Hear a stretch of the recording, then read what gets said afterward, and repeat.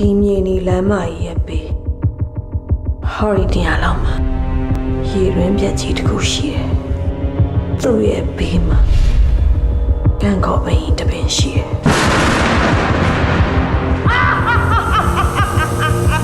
ဒီကောပဲအဆောင်ကြီးအဲ့ဒီကံကိုပြီးမှစွတောင်းနေရှိတယ်။ကောင်းကိုဆောင်လာလို့ရှိရင်လူရဆူတောင်းနဲ့ကြည့်ရဲတဲ့။ကြုံကြည့်ဖို့ရှိတယ်။ရှိတဲ့ချူလေးရှိလို့မျက်ရည်ဆိုင်ရှိတယ်။လွမ်းမောဝေးဟာချစ်စလန်လေးတစ်ခုလေးရှိတယ်ဟော်ရီကန်းကော်ပင်ရကန်းကော်ဦးလေးနဲ့ချစ်ခွင့်ပန်လာမဲ့ကောင်လေးတယောက်ကိုတော့ညောင်ရင်းချင်မိသေးတာအမှန်ပဲ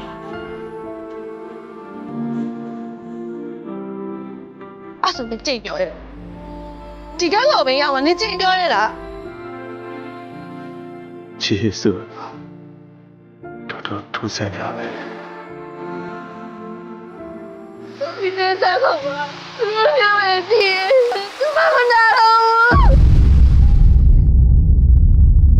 ပြီးတော့ကျိန်ဆိုင်ရှင်းကြိတ်စားတယ်သစ္စာမရှိတဲ့လူတွေကိုပဲကြိတ်စားသိစေရဆုံး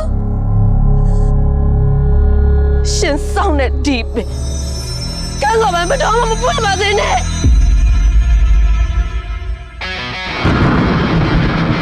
ကံကောဝယ်လေပြီးစက်ပ